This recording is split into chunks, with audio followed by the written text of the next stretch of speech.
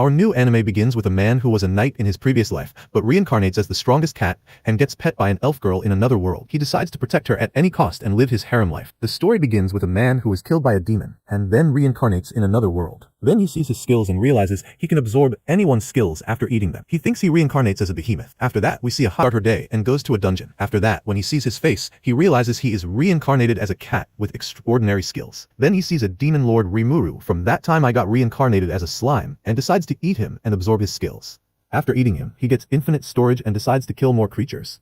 He attacks a wyvern, kills it, and eats it. After that, he sees an anaconda that is bigger than mine, kills it, and eats it. Then we see Arya-chan riding on a boat, and a sailor is enjoying the view from the top. She reaches near a dungeon and shows her gold card, but the soldier is dreaming of looking at her pink card. On the other side, after killing the anaconda, the cat sees a treasure chest and gets excited because, in his previous life, he didn't find any. He opens the treasure chest and finds a transport crystal that teleports him to a dragon. The dragon, a menacing creature, sentences him to death and launches an attack. Despite the cat's efforts, the dragon's immense power leaves him defenseless. The dragon mocks him, calling him weak, and uses a skill called Ether Edge to launch an aerial attack. The cat, desperate to escape, faints from exhaustion. Then we see Arya-chan enter the dungeon and see the fainted cat. She reaches there to help him. The cat wakes up and feels strange about where he is, and thinks he should have died in the dungeon. A lady moves closer to the cat and is happy he woke up. The cat wonders who the lady is and if he is in heaven. The lady introduces herself as Arya-chan. He is given kitty milk, and he goes ahead to drink it. He promised to serve and protect his lifesaver as a true knight. The cat ran towards the way his master went. He decided to look after that girl and make Arya his master because she saved his life, and decided to go with her without Arya noticing. E-rank goblins appeared to attack. Arya-chan stood up and fought the goblins. The cat marveled at how his master fought with the knives. Then suddenly, one goblin started attacking from behind. But thanks to her cat, who saved her with his power, Arya-chan was surprised and wondered why the cat came to the dungeon and also how she was saved by him. She thought the cat was no ordinary cat. As he expected, his master caressed him and thanked him for saving her. He felt so relieved as he was placed on her juicy melons, and he got angry when a man stopped them. The man, who was an S-rank adventurer, invited Arya-chan to join his party and was trying to flirt with her, but Arya-chan turned him down, saying she was not interested in joining a party with a man. He kept pushing further with his dirty game, and that pissed off the jealous cat, who cursed the man looking at her with filthy eyes. Then the cat started attacking him and bit the man. The angry man got upset and moved ahead to kill the cat, but he was stopped by the guild's receptionist, Anasan, who was an X-rank adventurer. The man lied to Anasan, saying he was just showing off his sword and ran away out of fear. Anasan noticed the cat seemed promising and looked like a knight. Arya-chan told her the cat was her friend and had saved her when she was attacked earlier by a goblin in the dungeon. Arya-chan announced she would officially raise the cat as her pet from today on, and she named him Tama-chan. The cat, whose name is now Tama-chan, was happy he would be able to accompany his master without hesitation. Ana-san told Arya-chan the cat could also crossbreed, so he might attack her during the mating season, and they could grow up to 2 meters. She asked if she would be okay with that. Arya-chan invited Tama-chan for a bath, and he felt it was absurd for a proud knight like him to bathe with a female, but he did not have a choice. After all, he is his master's knight, and he needs to stay close to her in case anything happens. Arya-chan asked Tama-chan if she would ever become strong again, and told him the story of how she was attacked by demonic troops years ago in the country where she used to live. It was then that the master fencer appeared. Tama-chan remembered he had heard about the master fencer and how he saved the entire country alone before, and had always wished to be like him. Tama-chan then made a promise that day to his master to protect her until the day she achieved her ambitions. A little while after bathing, when they got to the Adventure Guild, Anna said to give a report on the quest. She told them that it was not the right time because the man had just brought bad news to her. The bad news was that Tama-chan would be slain for injuring the Baron's son. Tama-chan immediately thought of running away to avoid being slain, but he still could not leave his master because of the vow he had made to her. The man told them the only solution was to have a duel with him, and if she won, the decree would be revoked, and he would take her as a wife. Tama-chan felt so bad that he could not protect his master and promised to make the man pay for making his master cry. The duel began between the D-rank adventurer and Arya-chan. The man told Arya-chan to surrender as her cat was powerless and her moves were too simple. He wanted to attack her with a knife, but Tama-chan jumped into the scene and saved his master from getting stabbed. His only duty is protecting his master with his life. While the fight was going on,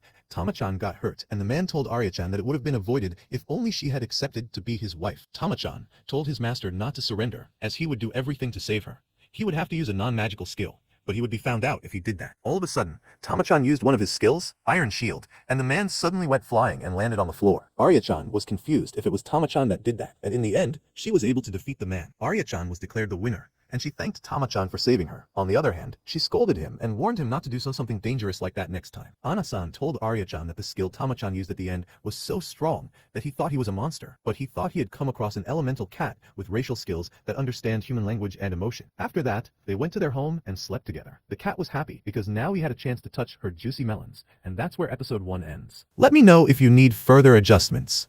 The story begins with our hero, Yuria, waking up from a dream as he arrives at the shrine where he will now live. A girl notices him, thinking he's praying for good grades because she sees a book in his hand. However, Yuria doesn't believe in gods, so he heads to the house next to the shrine. When he finds no one home, he decides to go inside, but soon hears voices, girls changing clothes. He tries to leave quietly, but the door suddenly opens, revealing 3 heavenly maidens, and Yuria pretends he never saw any. Moments later, the girls reappear, throwing salt to purify the filth. The 3 sisters are shrine maidens, and Yuria realizes that he will be living with. He wants to forget what just happened, but Yuna, the eldest sister, clearly isn't going to make it easy for him. When Yuria asks where the priest is, Yuna explains that he's out running an errand and will return the next day. Yuria remembers his grandfather telling him about Yuna. She's in her 2nd year of high school, making her a bit younger than Yuria. At 20, is a college student. Despite being the oldest, Yuna is known to be the most childish of the sisters. The youngest sister, Asahi, is 14 and still in middle school. She quickly takes a liking to Yuria and wants him to treat her like a little sister. She also wants him to consider them all as family, since they'll be living together. Yuna, however, doesn't feel the same way and insists that they aren't family, something Yuria is fine with, as he wants to focus on his studies. Later,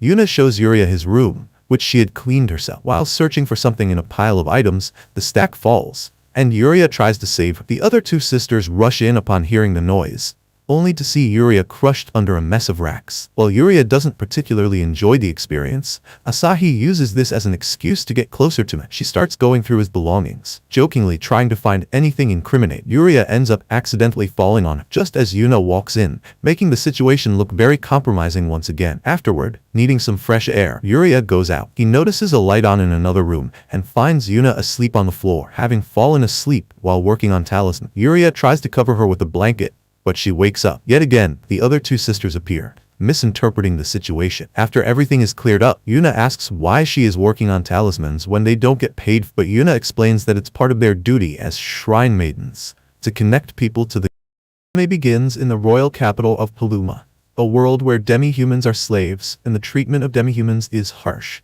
But only Banzo was the one who showed kindness to demi-humans and paid extra for their hard work. The demi-humans tried to return the money, knowing other humans would look down on Banzo for showing kindness to them. But his assistant Quinn told the guy to accept it since Banzo wouldn't back down. Banzo wanted equality for both humans and demi-humans,